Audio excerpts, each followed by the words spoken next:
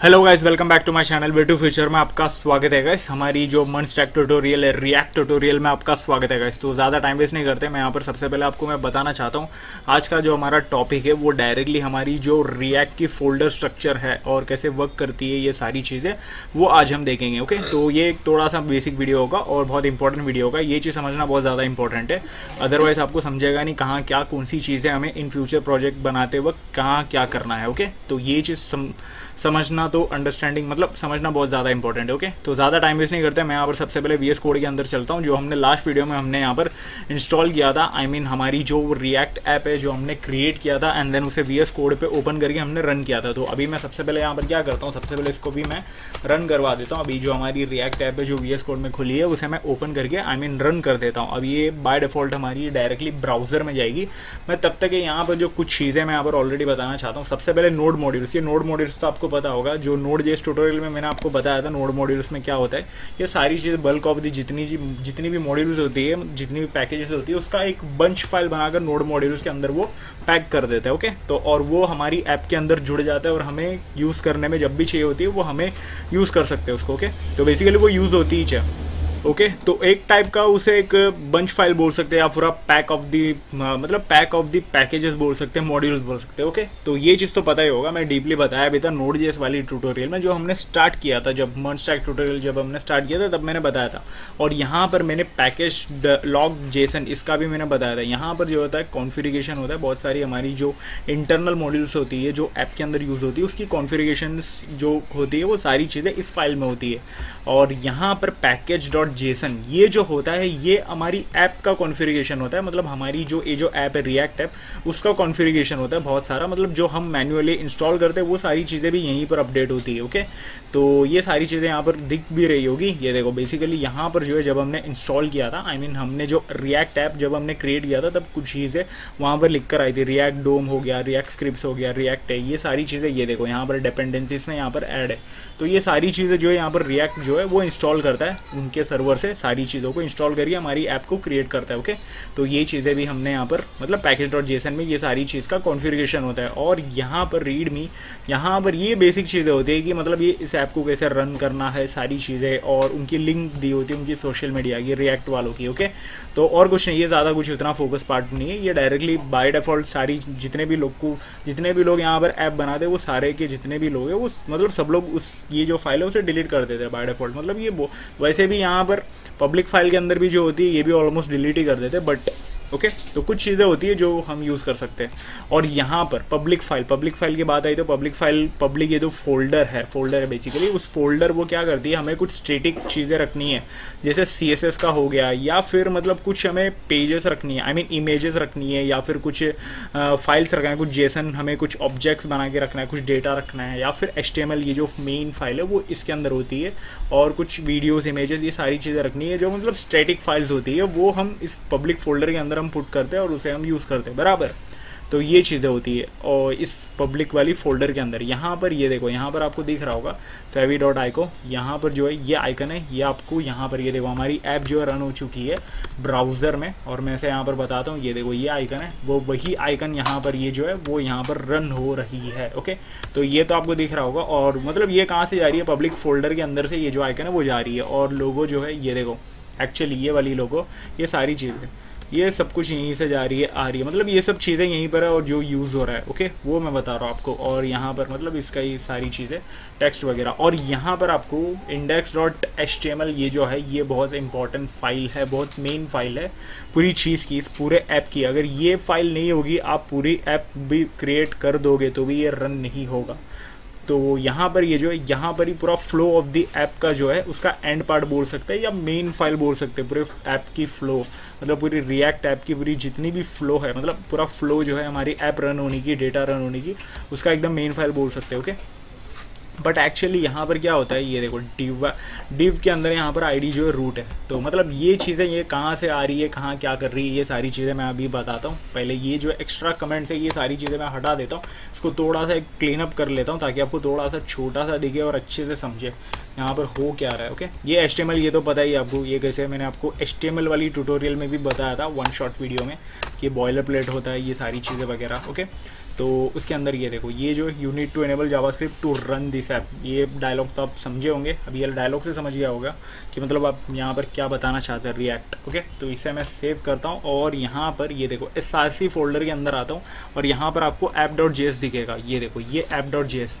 इसका जो लिंक है ना, ये जो मेन है ना, यही है वहाँ पर, इसी का रूट वहाँ पर लगा हुआ है। ओके, इस फाइल को एक्सपोर्ट करके इसी का रूट वहाँ पर लगा हुआ है, app.js है। app.js मतलब पहली बात ये जो है app.js, यहाँ पर इस फाइल, ये तो फाइल डायरेक्टली नहीं जाएगी, बट बेसिकली यहाँ पर इस फाइल में ना, ये हमारी मतलब जितनी भी हम बनाएंगे, जो भी कंपोनेंट बनाएंगे हमारी ऐप के अंदर और जो भी चीज़ें हम करेंगे, वो सारी चीज़ें कॉन्फ़िगरेशन होकर app.js में आएगी बेसिकली। ओके, और ये नहीं जाएगी, ये डायरेक्टली app.js के अंदर सारी चीज़ें कॉन्फ़िगरेशन आएगी, मतलब जितनी भी चीज़ें कॉन्फ़िगरेशन होकर आएगी और वो जाएगी index.js में। ये देखो यहाँ पर index.js में, यहाँ पर भी थोड़ी सी एक्स्ट्रा चीज़ें, ये सब मैं हटा देता हूँ, फिलहाल थोड़ा सा छोटा दिखेगा तो आपको इजीली समझ में आ जाएगा। ओके, मैंने ये जो है ये सारी चीज़ें यहाँ पर क्लीन कर दिया और यहाँ पर ये देखो ऐप है पूरा, ये जो है यहाँ पर root.render, हमने यहाँ पर वो जो रूट है मैंने बताया था, यहाँ पर div के अंदर, यहाँ पर id में ये जो रूट है वही रूट है। यहाँ पर ये फाइल यहाँ पर आएगी, लेके आएगी, मतलब ये जो ऐप के अंदर सारी चीज़ें, जितनी भी चीज़ें कॉन्फ़िगरेशन होगी, जितनी भी चीज़ें कनेक्ट रहेगी, वो सारी चीज़ें app.js में आएगी और app.js जो है वो लेकर जाएगा index.js के अंदर। index.js ये हमारी ये जो पूरी js वाली, ये जो src फोल्डर के अंदर वाली सबसे मेन फाइल है। इस फाइल के बिना index.html के पास वो सारी जो डेटा है, पूरा ऐप जो है वो पूरा पहुँचेगा नहीं और रन नहीं हो पाएगा। ओके, और index.js है वही मेन फाइल है जो मतलब रन होगी आपके ब्राउज़र में। और मैंने एक और चीज़ मैंने बताया था HTML, और सबसे पहले मैंने इस लास्ट वीडियो में मैंने बताया था, मतलब फर्स्ट वीडियो में, रिएक्ट के फर्स्ट वीडियो में मैंने बताया था कि ये पूरी सिंगल पेज एप्लीकेशन है। ओके, तो ये डायलॉग यहाँ पर आप समझ गए होंगे। index.js है ना, यही एक पेज है, सिंगल पेज, जो ऐप जो ब्राउज़र में यहाँ पर अभी जो है शो हो रहा है, यही पेज है वो। ओके, और ये जो पेज है ना, मतलब वही पेज ही रन होगी, इसके अंदर ही ये सारी चीज़ें कॉन्फ़िगरेशन होगी, सारी कंपोनेंट रहेगी जो उसके अंदर रिलोड होगा, मतलब उसी पेज में ही सारी चीज़ें रिलोड होगी, सारी चीज़ें हमें पूरा इंटरफेस मिलेगा, यूज़र इंटरफेस, सारी चीज़ें मिलेगी और जो हमें विजुअली दिखना चाहिए, क्या दिखाना है, क्या बनाना है, हर कंपोनेंट यहाँ पर हमें दिखेगा। ओके, इस एक पेज में ही। तो वही सारे के सारे कंपोनेंट्स यहाँ पर इस src फोल्डर के अंदर हम यहाँ पर बनाएंगे, अंदर कंपोनेंट्स डाल के, और कंपोनेंट से लेकर एक एक चीज़ हम यहाँ पर यूज़ करेंगे और वो सारी चीज़ें कॉन्फ़िगरेशन होगी app.js के अंदर, और इन सारी चीज़ों का जो css होगा वो app.css में होगा। ओके, और यहाँ पर ये index.css, ये सारी चीज़ें एक्स्ट्रा फोल्डर है, ये कुछ मैटर नहीं करती वैसे, ये सारी चीज़ें हम डिलीट भी कर सकते हैं वैसे। ये देखो मैं डिलीट ही कर देता हूँ अभी फ़िलहाल। ओके, इसको तो मैं डिलीट करता हूँ और यहाँ पर लोगों इसको मैं अभी छोड़ देता हूँ, क्योंकि यहाँ पर ये जो ऐप जो है हमारी ब्राउज़र में रन हो रही है, ये थोड़ी हिल जाएगी, वो बताने से पहले मैं यहाँ पर डिलीट नहीं करता, बताने के बाद मैं डिलीट कर देता हूँ। ओके, तो यहाँ पर तो सारी चीज़ें, मैं क्या बोल रहा था, सारी चीज़ें app.js के अंदर सारी चीज़ें कॉन्फ़िगरेशन होगी, जितने भी हम कंपोनेंट बनाएंगे, हमारे जो ऐप होगी रिएक्ट ऐप, उसकी सारी की कंपोनेंट वो हम यहाँ पर app.js में बनाएंगे और app.js वो लेकर आएगी, वो सारी चीज़ें कॉन्फ़िगरेशन करके लेकर आएगी index.js के अंदर, और index.js है वो पूरा बंच बनाकर डायरेक्टली वो भेज देगा इंडेक्स, मतलब index.html के पास, और वो जो है वो ब्राउज़र में रेंडर करेगा। ओके, बेसिकली index.js के अंदर ही रेंडर होने वाला है और यही चीज़ वो लेकर जाएगा index.html पे, और index.html जो है वही हमारी सिंगल पेज है जो हमारी ब्राउज़र पे एक्चुअली वो शो होती रहेगी और ये सारी चीज़ें अपडेट होती रहेगी।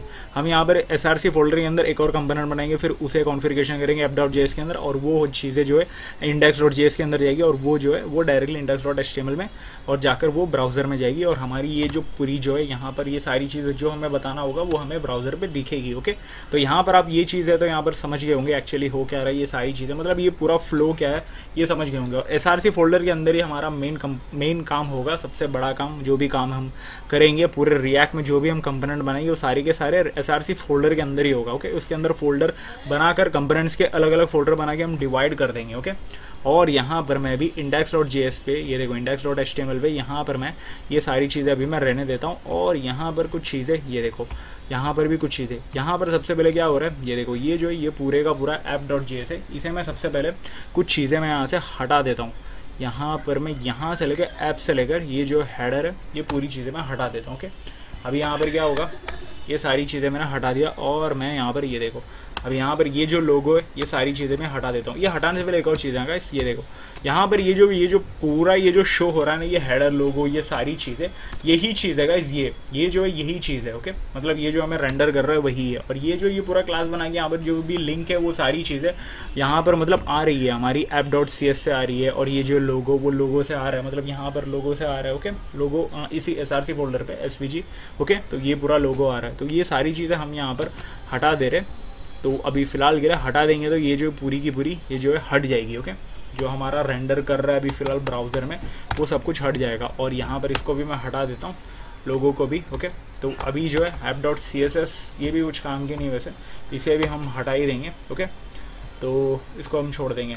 अभी यहाँ पर सिर्फ ये फंक्शन, ये जो ऐप है ये जो फंक्शन है उसे हम छोड़ देंगे। और यहाँ पर ये देखो सिंपल सा, यहाँ पर आपको सब कुछ जो भी एकदम क्लीन अप दिख रहा होगा डायरेक्टली। अभी मैंने सारी चीज़ें हटा दिया तो पूरे का पूरा सब कुछ यहाँ पर क्लीन अप दिख रहा होगा। अभी मैं एक एक चीज़ यहाँ पर जो भी है इसे मैं डिलीट करता हूँ। ये देखो एक साथ मैं सब डिलीट कर देता हूँ, अभी ये कोई काम की नहीं है। ओके, इसे भी मैं डिलीट करता हूँ। app.css index.css उससे मैं रहने देता हूँ। और ये रिपोर्ट वाइटल ये सेटअप है इसे भी मैं डिलीट कर देता हूँ। ओके, तो ये सारी चीज़ें यहाँ पर से सब कुछ डिलीट हो गया। अब हम यहाँ से बनाना स्टार्ट करेंगे src फोल्डर के अंदर, वो सारी चीज़ें हमारी यहाँ पर शो होगी। अभी मैं फ़िलहाल यहाँ पर एक HTML यहाँ पर पूरा लिखना होगा। यहाँ पर ऑटोमेटिक हमारी जो वो नहीं चल पाएगी। ओके, अभी यहाँ पर मैं हेलो लिखता हूँ। ओके, और ये जो ये अभी ब्राउज़र में शो होगा। उससे पहले यहाँ पर report.vital का यहाँ पर एरर आ रहा है, ये हमारी यहाँ पर से आ रहा होगा। ये देखो यहाँ पर से ये जो है ये हमने report.vital ये जो ये हमने डिलीट किया था, तो उसकी वजह से यहाँ पर हमें एरर आ रहा है। तो ये चीज़ हम हटा देंगे। ओके, तो अभी यहाँ पर ये देखो अभी नीचे डायरेक्टली वेब कंपाइल्ड सक्सेसफुली आ गया। जब भी सक्सेसफुली मतलब ये आएगा तभी यहाँ पर रहना गाइस, मतलब ये सक्सेसफुली नहीं आ रहा तो मतलब कोई ना कोई एरर है हमारी इस पूरी ऐप के अंदर, पूरी रिएक्ट के अंदर कोई ना कोई तो एरर है, उसकी वजह से वो एरर आ रहा है। ओके, तो ये चीज़ यहाँ पर आपको समझना चाहिए। अभी यहाँ पर ये वाला एरर था जो हमने डिलीट कर दिया था, तो इंपोर्ट नहीं हो पा रहा था और वो चीज़ें नीचे फंक्शन वो यूज़ हो रही थी, उस चीज़ की वजह से वो यहाँ पर मतलब उसको कंपाइल नहीं कर पाया, ढूंढ नहीं पाया, मिल नहीं पाया उसको। ओके, उसकी वजह से एरर आ रहा था। अब मैंने वो चीज़ हटा दिया तो प्रॉपरली कंपाइल हो गया हमारा ऐप। ये देखो मैंने हेलो डाला था, वो देखो हेलो यहाँ पर ब्राउज़र में रेंडर हो रहा है।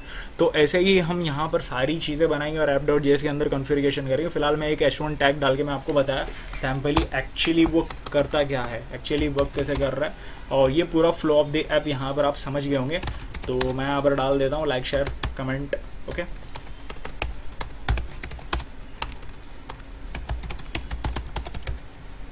ओके, तो अब सही है ये सारी चीज़ें यहाँ पर। अभी ये देखो डायरेक्टली एकदम मुझे रिलोड भी करने की ज़रूरत नहीं है, डायरेक्टली यहाँ पर ऑटोमेटिकली सारी चीज़ें रिलोड होकर हमें शो होती है। मैंने लास्ट वीडियो में बताया था, आई मीन फर्स्ट वाली वीडियो में रिएक्ट के बताया था एक्चुअली यहाँ पर कोई नोड मोड की ज़रूरत नहीं है। रिएक्ट जो है सारी चीज़ें ऑलरेडी सब कॉन्फ़िगरेशन करके रखा हुआ रहता है, वो सारी चीज़ें वो यूज़ करता है। हमें बस यहाँ पर हमारा कंपोनेंट बनाना होता है, हमें सारी चीज़ें करनी होती है, जो जो चीज़ें हमें करना है वो सारी चीज़ें यहाँ पर यूज़ करते और वो सारी चीज़ें हमें यहाँ पर ब्राउज़र में दिखेगा। ओके, तो यहाँ पर ये जो फोल्डर स्ट्रक्चर वाला ये जो वीडियो है यहाँ पर आप समझ गए होंगे एक्चुअली क्या है, ये सारी चीज़ें आप यहाँ पर समझ गए होंगे। ओके, तो वीडियो को मैं यहीं पर मैं ख़त्म करना चाहूँगा। होप्स हो कि ये सारी चीज़ें यहाँ पर अंडरस्टैंड हो गई रहेगी। फिर भी कुछ डाउट रहता है, वैसे कुछ ज़्यादा टफ नहीं था, एकदम ईजी था, सिंपल था, बहुत लोग को फिर भी देखते समझ में आ जाता था। ओके, तो वीडियो को मैं यहीं पर मैं ख़त्म करना चाहूँगा। तो वीडियो को ख़त्म करने से पहले एक ही चीज़ बोलूँगा, वीडियो को लाइक करो, शेयर करो, चैनल को सब्सक्राइब करो और इंस्टाग्राम पर भी फॉलो कर देना गाइस। ओके, तो मिलते हैं अगले वीडियो पर, तब तक के लिए गुड बाय।